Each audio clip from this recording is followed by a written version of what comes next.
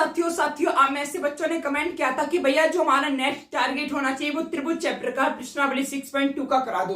तो आज का जो टारगेट है आपकी डिमांड पर यही है, प्रश्नावली 6.2 का हल आप समझोगे अच्छे से। इस प्रश्नावली दोस्तों अगर मैं बात करूं इस चैप्टर से यानी त्रिभुज चैप्टर से, तो आपके बोर्ड एग्जाम में दोस्तों 10 मार्क्स के क्वेश्चन आते हैं, यानी टोटल 10 नंबर के क्वेश्चन आते हैं कंप्लीट त्रिभुज चैप्टर से। इसीलिए दोस्तों ये जो चैप्टर है बहुत ही ज्यादा इंपॉर्टेंट है और आज आप देखने वाले हो प्रश्नावली 6.2 का हल।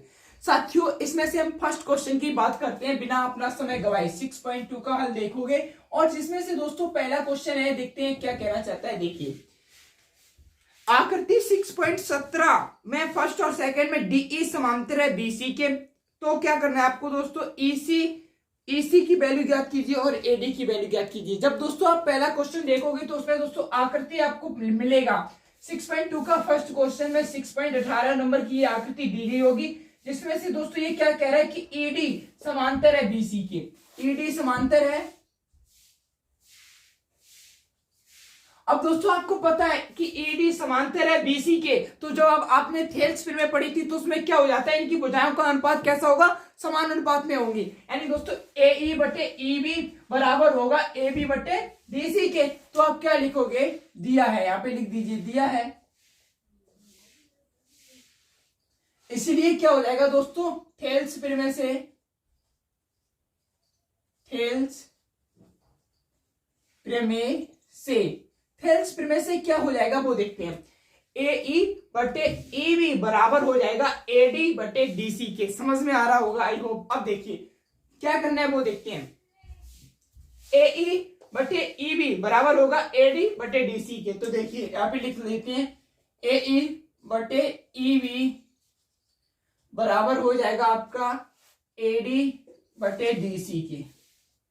अब दोस्तों यहां पर आपको ए की वैल्यू दी है, ए की वैल्यू दी है 1.5 सेंटीमीटर और ईबी की वैल्यू दी है 3 सेंटीमीटर, यहाँ पे देखोगे चित्र पर आप, और एडी की वैल्यू दी है दोस्तों 1 सेंटीमीटर और दोस्तों डीसी मान लेते हैं एक्स, क्योंकि ये निकालनी है। तो दोस्तों अब आप क्या कर दो, कैंची गुणा कर दो, तो ये क्या हो जाएगा 1.5 एक्स बराबर का हो जाएगा 3।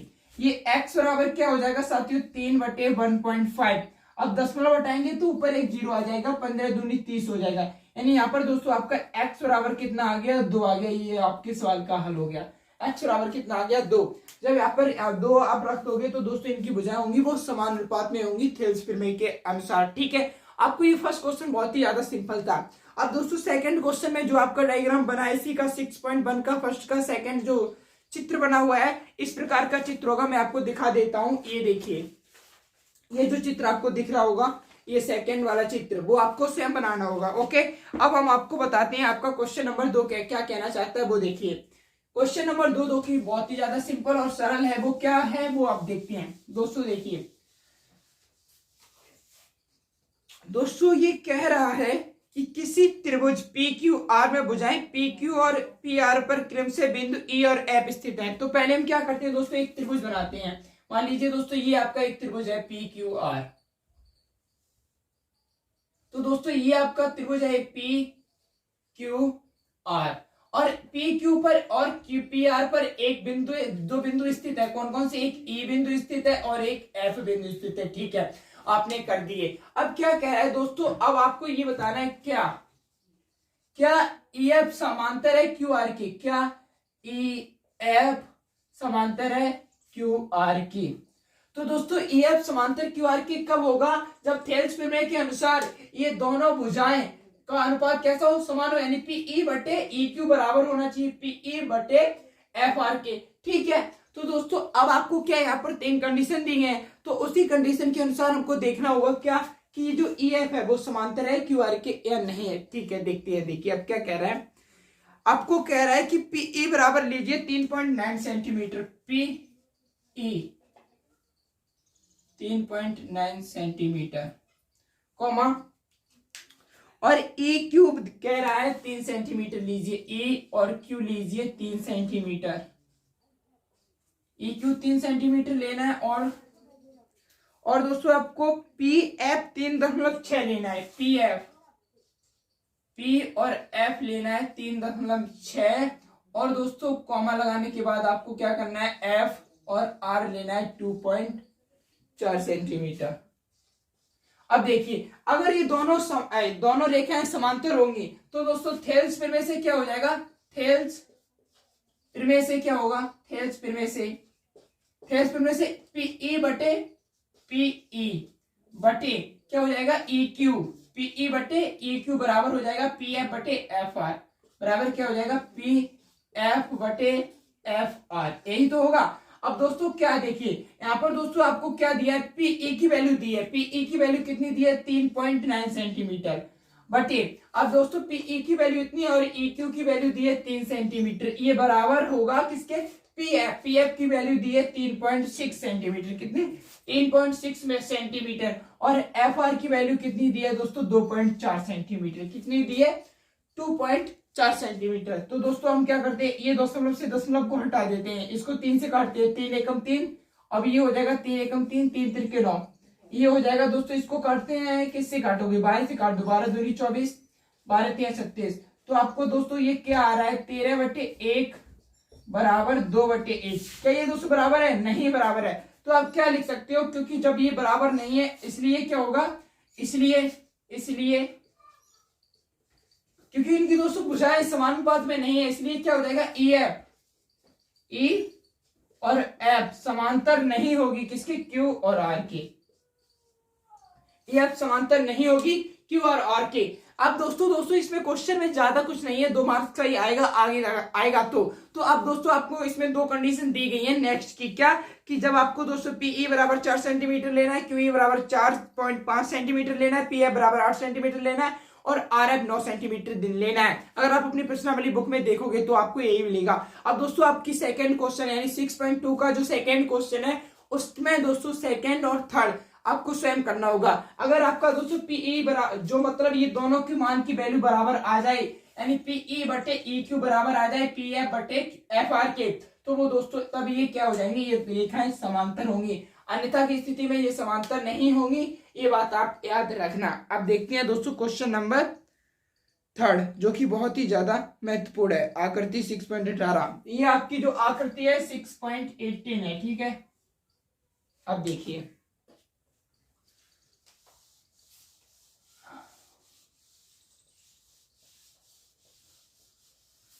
अब दोस्तों क्वेश्चन नंबर 3 देखते हैं अपना, जो कि दोस्तों क्वेश्चन नंबर 3 अच्छा खासा क्वेश्चन है, उसे देख दोस्तों, ये क्वेश्चन बहुत ही ज्यादा इंपॉर्टेंट है, इसीलिए आराम से समझने का। क्या ये कह रहा है कि आकृति 6.18 में एल एम समांतर है, एल एम, देखिए ये जो एल एम समांतर है, एल एम समांतर किसके है, बीसी के, यानी ये दोनों रेखाएं समांतर है, क्या एल एम ये समांतर है बीसी के, एल एम समांतर है बीसी के। बस अभी हम इसी त्रिभुज पे बात करेंगे, क्वेश्चन आगे क्या कह रहा है हमें मतलब नहीं है, पहले देखिए एल एम समांतर है बीसी से, और एक बार पूरा क्वेश्चन पढ़ लीजिए, लेकिन करेंगे पहले हम इसी पार्ट को।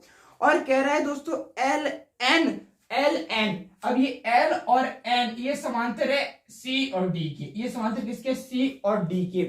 अब कह रहा है दोस्तों तो सिद्ध करना है ए एम बटे ए भी बराबर होगा ए एन बटे एन डी का। बहुत ही ज्यादा इंपॉर्टेंट क्वेश्चन और बहुत ही ज्यादा मजेदार। अब मैं दोस्तों आपको स्टेप बाय बताऊंगा, आपको समझना होगा। पहले क्या कह रहा है दोस्तों, देखिए कि जो एल और एम है समांतर है सी बी के। अब दोस्तों एल एम और सी बी किस त्रिभुज में मिल रहे हैं, तो आप दोस्तों मैं क्या करूं, अगर मैं दोस्तों क्या करूं आपके सामने ये कर दूं, इस बुक को ले जाकर और दोस्तों मैं इस त्रिभुज को छुपा दूं, तो दोस्तों आप देखोगे आपको एक त्रिभुज मिल रहा है ए बी सी, क्या मिल रहा है, ए और बी और सी त्रिभुज मिल रहा है। तो आपको इस ऊपर वाले त्रिभुज में देखना है क्या दोस्तों, ए बी सी में। तो पहले आप यहाँ पे लिखोगे, हल में लिखोगे त्रिभुज ए बी और सी में, क्या त्रिभुज ए बी और सी में, ए बी सी में क्या आपको दिखने मिल रहा है कि एल एम समांतर है बी सी के, एल एम समांतर है बी सी के, क्या एल एम समांतर है एल एम, क्या है दोस्तों, एल जो एल एम है वो समांतर है बीसी के, ये हमें क्या है दोस्तों दिया है, ये क्या है दोस्तों दिया है, ठीक है। अब दोस्तों आप बताइए किसी त्रिभुज की जो रेखा वो दूसरी रेखा के समांतर है तो उसमें क्या होगा। अब दोस्तों आपको पता है थेल्स प्रमेय से क्या हो जाएगा दोस्तों, अगर इस त्रिभुज को देखोगे तो ए एम बटे एम बी बराबर हो जाएगा ए एल बटे एल सी के, ये बराबर हो जाएगा किससे, थेल्स प्रमेय से। तो यहाँ पे क्या लिखोगे, थेल्स प्रमेय से, थेल्स प्रमेय से क्या लिखोगे? थेल्स प्रमेय से। अब देखिए थेल्स प्रमेय से क्या हो जाएगा दोस्तों? एम बटे एम बी क्या हो जाएगा दोस्तों? देखते हैं। एम बटे एम बी, एम बटे एम बी, एम बटे एम बी बराबर किसके है दोस्तों? ए एल बटे एल सी के बराबर किसकी हो जाएगा? ए एल बटे एल सी के। ये आपका समीकरण 1 हो गया। बस ये हो गया समीकरण 1। डायरेक्ट लिख देता हूं समीकरण 1। ये आपका कौन सा हो गया? समीकरण 1। अब दोस्तों देखिए दूसरी कंडीशन क्या कह रहा था दोस्तों कि ये जो एल एन है वो समांतर है सी डी के। ये दोस्तों यहाँ पर आपकी सी बिंदु है, ठीक है, ये बात आपको ध्यान रखना। अब दोस्तों दूसरा क्या कह रहा है कि एल और एन समांतर है सी और डी के। एल और एन किसके समांतर है? सी और डी के। ओके, अब दोस्तों आपको देखिए ये सब चीज आपको किसमें देखने को मिल रही है? अगर मैं आपकी बुक को ऐसे कर दूं तो दोस्तों ये आपको देखने की मिल रही है त्रिभुज ए सी डी में, त्रिभुज ए सी डी में। तो अब क्या नेक्स्ट क्या लिखोगे दोस्तों? त्रिभुज ए सी डी में, या आप ये लिख सकते हो ए डी सी में या सी ए डी में, जो चाहो लिखो। तो त्रिभुज ए सी डी में अब क्या लिखोगे आगे आप? त्रिभुज ए सी डी में। तो दोस्तों त्रिभुज ए सी डी में आपको क्या मिल रहा है दोस्तों? देखिए अब दोस्तों एक भुजा समांतर है दूसरी भुजा की, तो ये दोनों समान अनुपात में होंगी भुजाएं, यानी ए एल बटे एल सी। क्या दोस्तों?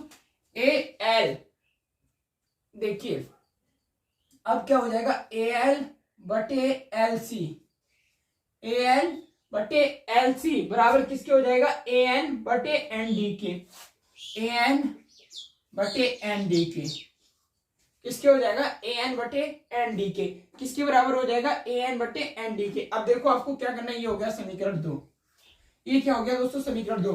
अब आप देखोगे दोस्तों यहाँ पर भी A L plus L C है और यहाँ पर भी A L plus L C है, तो हम दोस्तों इन दोनों का मान इसके बराबर कर देते हैं। तो आप क्या लिखोगे? समीकरण 1 व 2 से, समीकरण 1 या 2 से आपको क्या प्राप्त हो जाएगा दोस्तों? ए एम बटे एम बी बराबर हो जाएगा ए एन बटे एन डी के। ए एम बटे एम बी, ए एम बटे एम बी बराबर हो जाएगा किसके? यहाँ पर ए एन बटे एन डी के, ए एन बटे एन डी के। अब दोस्तों देखिए अब आपको क्या करना है दोस्तों? आपको सिद्ध क्या करना था? अभी मैं इसको खोल दूं, धोखे से बंद हो गया।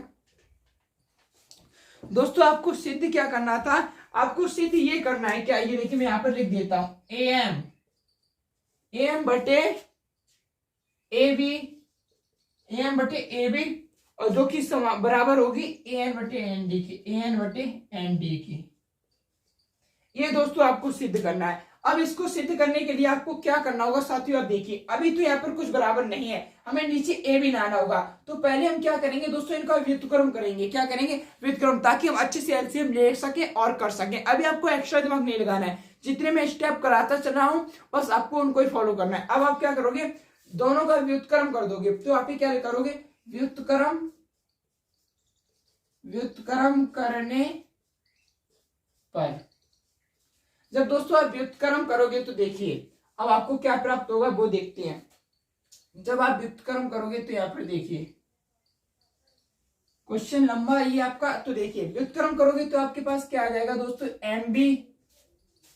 जब ए एम बटे एम बी का व्युत्क्रम करोगे तो हो जाएगा एम बी बटे ए एम, एम बी बटे ए एम, एम बी बटे ए एम, और बराबर किसके हो जाएगा दोस्तों? एन डी बटे ए एन के बराबर किसके हो जाएगा? एन डी बटे ए एन के।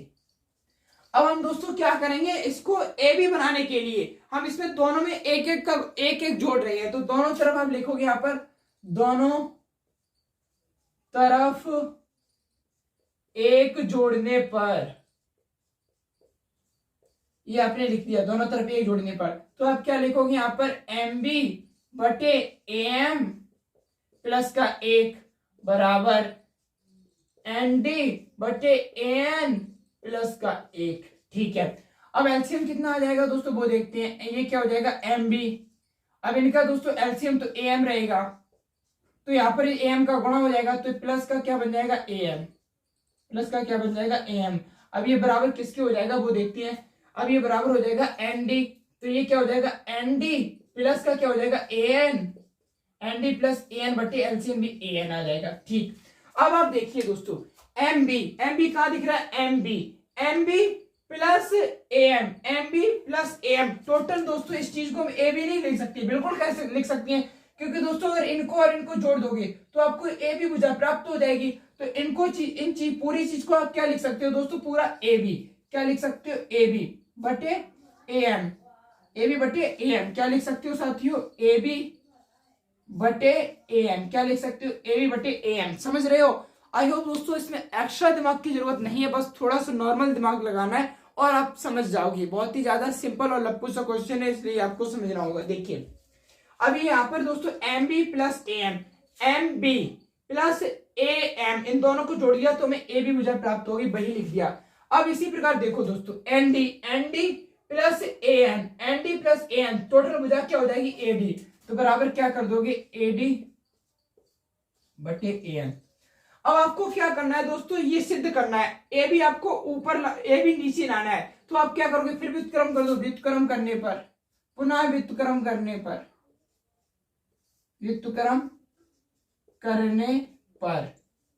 तो दोस्तों इसका व्युत्क्रम करोगे तो ए बी बटे ए एम का व्युत्क्रम क्या हो जाएगा, ए एम बटे ए बी बराबर हो जाएगा ए एन बटे ए पी। बताइए इसमेन क्या था, हैज प्रूव्ड। दोस्तों आपको देखिए यही तो प्रूव करना था, ए एम बटे ए बी बराबर करना है ए एन बटे एन डी के। अब दोस्तों ये क्या हो जाएगा, सॉरी आप इसको क्या लिखोगे, यहाँ पर ए एन, यहाँ पर ए एन क्यों आएगा, यहाँ पर एन डी था तो एन डी लिखो ना साथियों, यहाँ पर आप लोगों ने थोड़ा गड़बड़ कर दिया था। यहाँ पर दोस्तों जब आप देखोगे समीकरण 2 में तो एन डी ए एन बटे एन डी था यहाँ पर, तो हमने यहाँ पर ही स्टेप एक गलत कर दिया। तो यहाँ पर सब में आपको यही करना होगा, वही जो ऊपर पहुंच गया था, यानी दोस्तों को जब तक वो हमारा सही था। तो आपको यहाँ पर क्या करना है, एन डी कर लेना है। अब दोस्तों इस क्वेश्चन में ज्यादा कुछ नहीं था, बस आपको थोड़ा सा देखने की आवश्यकता थी, जो कि बहुत ही ज्यादा सरल क्वेश्चन था। आप इसमें क्या करोगे, पहले दोस्तों आप क्या करोगे, त्रिभुज ए बी सी देखोगे, फिर दोस्तों आपको त्रिभुज ए सी डी देखना है, उसके बाद दोनों में दोस्तों एक समीकरण एक और दो से मान निकालने, फिर दोनों का व्युत्क्रम करना है, फिर एक जोड़ना है, उसके बाद फिर व्युत्क्रम कर दोगे तो आपको दोस्तों ये प्राप्त हो जाएगा, ये प्राप्त हो जाएगा। ओके, आई होप दोस्तों ये क्वेश्चन आपको अच्छे से समझ में आ गया होगा। यहाँ पर दोस्तों एन डी नहीं ए डी है, ए एन बटे ए डी प्रूव करना है, और यहाँ पर आपका क्या आ जाएगा, ए एन बटे ए डी ही आएगा। ये बात आप हमेशा याद रखना। ओके, ये मैंने आपको क्लियर कर दिया। तो ये दोस्तों आपका क्वेश्चन था, जो कि बहुत ही ज्यादा सिंपल था, आपको अच्छे से समझ में आया होगा। ओके, अब इसी टाइप का एक क्वेश्चन और है, उसको करते हैं, देन इसके बाद ये क्लास बंद करेंगे, वो भी इसी प्रकार का है। तो पहले तो दोस्तों में इसका चित्र बनाना ही बहुत मुश्किल पड़ जाएगा।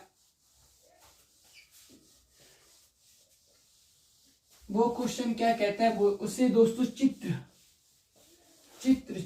कैसे बनाएंगे वो देखते हैं। चित्र बनाना है दोस्तों, चलो देखते हैं कैसे करके ये बनेगा चित्र। आपका पटरी से बना के देखते हैं। क्या है आपका दोस्तों, ये है ए बी, जो चित्र क्वेश्चन नंबर 4 का ये चित्र है। एक मिनट देख लो, हाँ 6.19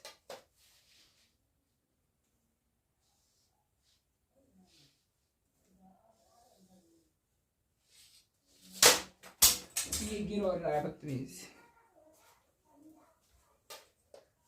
चित्र अगर एग्जैक्ट बनाया ना तो मजा आ जाएगा साथियों।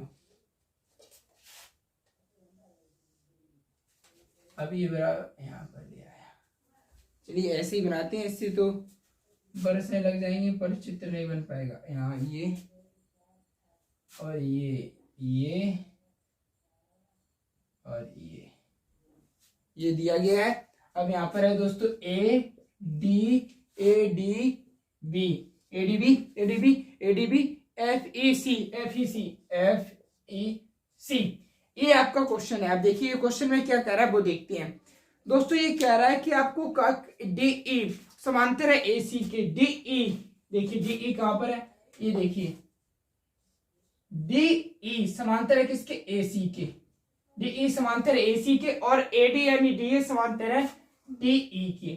ठीक है, अब आपको ये देखना है। अब देखिए, अब आपको इसमें कहा गया है साथियों कि डी ई समांतर है ए सी के और डी एफ समांतर है ए ई के, ये क्वेश्चन में दिया है। और आपको सिद्ध करना है बी एफ, क्या आपको सिद्ध करना है बी एफ बटे, आपको सिद्ध करना है बी एफ बटे एफ ई, बी एफ बटे एफ ई, जो कि बराबर है किसके दोस्तों, बीई बटे ई सी के, बीई बटे ई सी के, ई सी।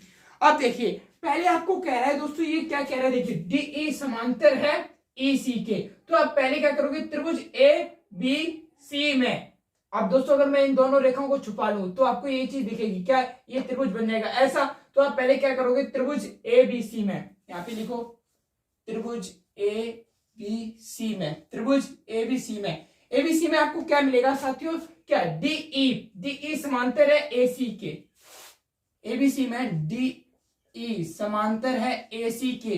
तो दोस्तों थेल्स प्रमेय से क्या हो जाएगा, थेल्स प्रमेय से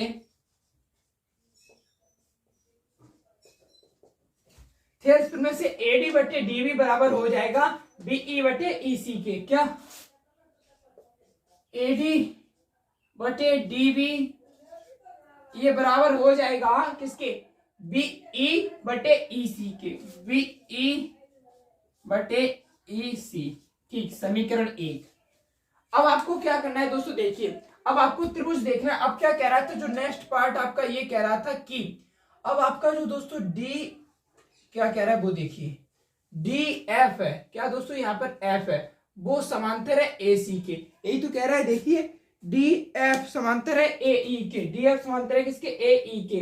तो अब आप कौन सा त्रिभुज देखोगे, अब आपको त्रिभुज देखना है कौन कौन सा दोस्तों, A B E, A B E. तो त्रिभुज ए बी ई में आपको क्या देखने को मिल रहा है, डी एफ समांतर है ए ई के, डी एफ समांतर है ए ई के, डी एफ समांतर है डी और एफ समांतर है ए ई के, ओके। अब देखिए जब दोस्तों ये समांतर है तो क्या हो जाएगा, एडी बटे डीबी बराबर हो जाएगा बी एफ बटे एफ ई, एडी बटे, तो आप लिख लोगे थेल्स प्रमेय से, यहाँ पे लिख लेना थेल्स प्रमेय से, एडी बटे बी एफ, एडी बटे डीबी, एडी बटे डीबी बराबर हो जाएगा बी एफ बटे बी एफ बटे एफ ई, किसके, एफ ई।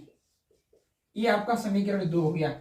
अब दोस्तों देखिए आपको यहाँ पर एडी बटे डीबी की वैल्यू, एडी बटे डीबी की वैल्यू क्या मिली है, बीई, यहाँ पर बीई बटे ईसी और यहाँ पर है बी एफ बटे एफ ई। तो आप क्या लिखोगे, यहां से क्या लिख सकते हो दोस्तों,